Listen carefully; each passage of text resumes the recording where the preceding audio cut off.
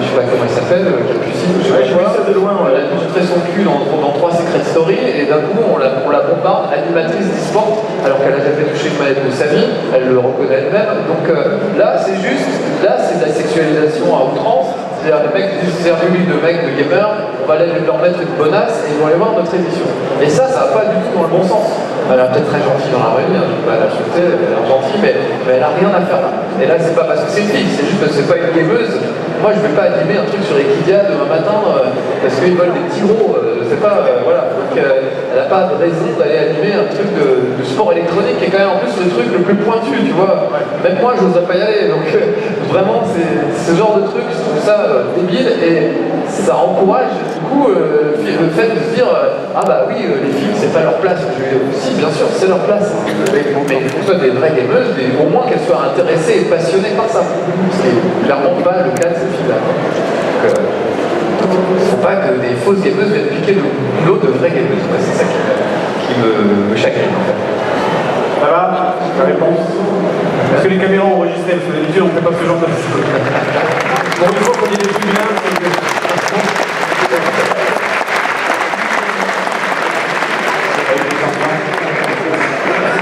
On est où? Petite question pour JDG.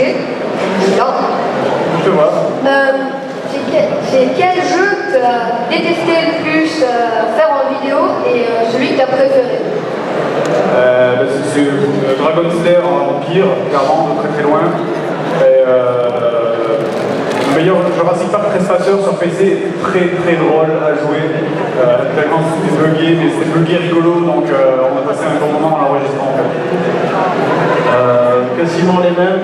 Takeshi's Challenge qui était vraiment dur, surtout sur la fin, c'est vraiment horrible. Le karaoké c'était rigolo, quoi, parce qu'on devenait fou, on chantait tous les trois avec Karim, en même temps qu'on appuyait sur la manette, donc il y a un côté assez comique. Mais non, ouais, Takeshi's Challenge, c'était assez cool. Voilà. Ok, merci. De rien. Un petit Pikachu, quelque chose de jaune qui remue là-bas. C'est pas. C'est piquant. Ah oui, chapeau bizarre en plus, allez-y vite. Faut intervenir d'urgence. Question. Si tu devais faire une vidéo sur ton jeu vidéo préféré, ce serait lequel? C'est quoi ton jeu que tu viens déjà dire? Ah, c'est Mario Kart, mon jeu vidéo préféré, donc C'est pas le concurrent de Fur Day? Ah, donc, oui, bien sûr. Non, mon jeu vidéo préféré de tous les temps, c'est Mario Kart. Donc j'ai fait tous les Mario Kart chez Marcus au moins, ou dans les Level 1 à l'époque. Voilà, j'ai fait une vidéo sur tous les jeux que j'aimais. Il fait Mario Kart le principal. C'est lequel ton préféré de Mario Kart? Le tout premier, le Super NES? Non, je trouve que celui sur le premier sur DS était génial parce que c'était un best-of de tous les Mario Kart d'avant. Donc il n'y a aucun Mario Kart qui est raté. Effectivement, ils sont tous réussis. Celui-là, c'était le meilleur du meilleur, la crème de la crème. Le dernier sur Switch est pas mal du tout parce que là aussi ils reprennent des vieux trucs et tout. Et voilà. Mais le côté portable, la première fois que vous pouvez jouer en Wi-Fi, qu'on n'a pas besoin de connecter la Game Boy avec des câbles comme on le faisait avant avec les Game Boy Advance, ça a été une grosse avancée. Donc d'un coup, je me souviens, j'étais à l'E3 quand ils ont annoncé l'arrivée de la 3DS, de la DS pardon. Et quand ils ont dit on peut jouer avec ses potes en Bluetooth, on était déjà sur le cul. Et quand ils ont annoncé qu'on pouvait jouer en Wi-Fi avec le reste du monde, alors là ça a été un choc incroyable. Donc sur cet épisode-là, sur cette console, il y a eu une grosse progression d'un coup. Et en même temps, le best-of de tous les épisodes précédents, qui fait que pour moi ça reste un des meilleurs. Même le meilleur sur le dernier en fait. Mais de cœur, voilà, celui-là c'est comme celui qui m'a marqué. Moi, cette vidéo, j'ai déjà faite en fait dans un des DVD JDG, c'est une vidéo sur Suikoden, je parle de mon jeu préféré, et je l'ai déjà fait. Donc achetez les DVD. Ou alors, je suis sûr que tu tapes vidéo DVD, Suikoden, Kira, et je suis un enculé sur YouTube, tu vas trouver. Moi, pareil, c'est sur DVD, voilà, c'est un petit jeu indé que personne connaît, c'est Zelda Ocarina of Time.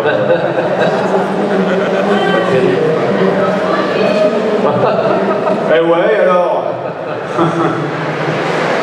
Allez, question suivante, on va se connaître. Ah, par là, d'accord. Ah, oui, c'est le petit Pikachu. Ah, ça y est, on arrive. Très bien. Tu la vois? Pika, pika. Bon, ça avance, oui.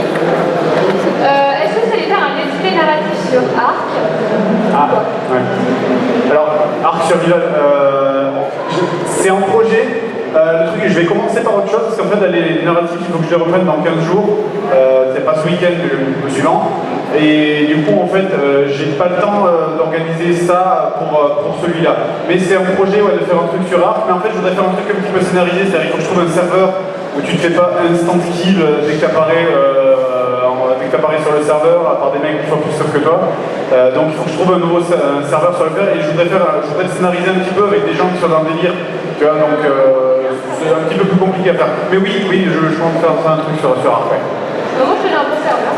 Ah ok, donc c'est juste pour ça la question, très bien. Et j'ai une autre question. Si on va au Japon, quel endroit vous nous conseillez si je crois que vous êtes là? Alors, les mails cafés. Ouais. Faut pas y aller. Non. Si tu prends un film pornographique et que tu mélanges ça avec le Club Dorothée, ça donne des mails cafés. Je te conseille vraiment d'essayer pour l'expérience de faire un mail café. Il y a tous les mots en plus, il y a toutes les thématiques. Hein, on avait fait le monde des jouets ensemble, ou sinon t'as Mail Café Ninja, Mail Café Militaire, où tu te fais engueuler dessus. Ça, tu fais insulter quand tu commandes. Ceux qui aiment, il y en a, c'est sûr. Il y a une prison aussi. Les prisons, C'est où les serveurs sont Ah ouais, d'accord. Je sais, la première fois que j'étais allé au Japon, moi j'étais avec Bob, sa copine, Arthéon et Selena aussi. Et on était allé dans un mail café, je crois que j'ai failli crever de rire, vraiment. Parce que c'est genre quand tu devais commander un truc, la serveuse venait te voir. Pour commander quelque chose, il faut faire Q, comme ça, faire le cœur avec les mains et faire POF. Et on était morts de rire. C'est vraiment. Les Japonais, ils étaient à fond, mais vraiment, ils étaient à fond dans le truc. Et à la fin, c'est très glauque en fait, parce que je veux dire, ça reçoit la question sur la femme, je vais passer pour un gros beauf, mais c'est trop tard. C'est trop tard, maintenant je suis lancé, c'est parti. Du coup, et à la fin en fait, il t'amène un panneau avec les photos des serveuses, et tu sélectionnes une serveuse pour faire une photo avec, comme si tu sélectionnais une espèce de petit chien dans un truc, c'est horrible. Et du coup, on avait tous pris la même parce que c'était un peu moche, c'est horrible à dire. Je suis navré. Et c'est un moment extrêmement gênant et humainement extrêmement bas, t'es vraiment au plus profond de l'humanité. J'ai pas vu la photo, mais on m'a dit qu'est-ce qu'il paraît, elle souriait pas, elle avait J'aurais pu m'enfiler mes épaules. Non, elle avait la tête de lapin devant les phares d'une voiture. Parce qu'on l'a choisi jamais, parce que vous avez choisi. Je pense qu'elle avait pas, c'est un mec café un peu excentré. Elle devait pas voir souvent des occidentaux. Et sur moi et Arthéon, avec Bob et tout, Bob qui gueulait en plus. Et du coup, on l'a tous sélectionné pour des photos avec. Et sur les photos, là vous êtes un peu loin pour me voir, mais je vous jure, elle a une tête comme ça. Avec le flash, en plus c'est un Polaroid, donc tu sais, c'est le truc qui fait un flash blanc super vite, et elle est comme ça sur les photos. Et t'as vraiment l'impression qu'elle a peur de se faire bouffer. Et c'était un très bon moment en fait, pour nous, pas pour elle. Mais voilà. Ça donne envie, merci Fred. Bravo.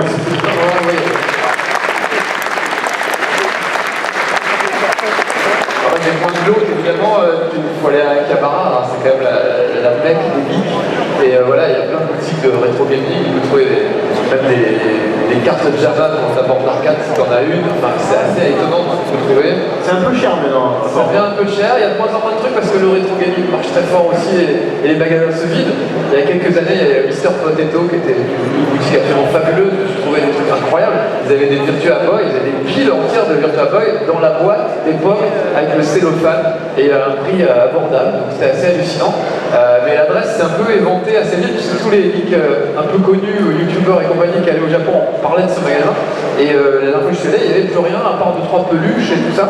Alors que les premières années où on y allait, moi j'y allais avec Jeux Actu, c'était le paradis. On partait avec des valises pleines de goodies, de cartouches d'époque, de consoles japonaises d'époque et tout. Et à des prix corrects en plus, c'était assez fou quoi. Donc maintenant il faut gratter un peu plus pour trouver les bonnes adresses.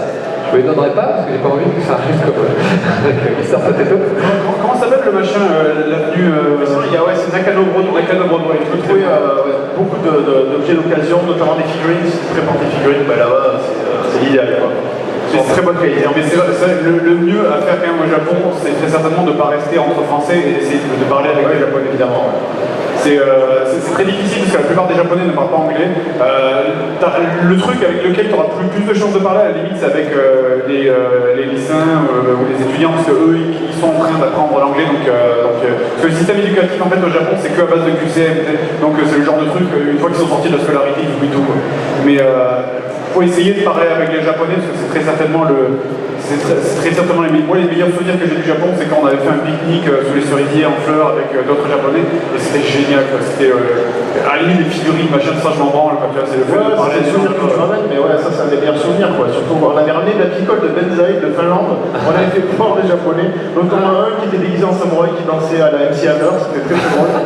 Et on a fait enregistrer des répliques aussi, d'ailleurs on le voit sur le bilan du Japon qui est sur le bazar. Et on l'a mis ou pas? On a fait dire Michel Galabru. Oui, non, on l'a pas mis. Parce qu'il venait de mourir. Donc c'était marrant, surtout les U, ils ont du mal à prononcer. Donc c'est Michel Galabru. Voilà, donc c'est une anecdote, ça sert à rien, mais ça faisait beaucoup rire. Mais oui, dans l'ambiance, les cerisiers en fleurs, c'était très très cool. Faire un karaoké aussi, ça c'est assez rigolo. C'est une institution là-bas et franchement c'est drôle beaucoup.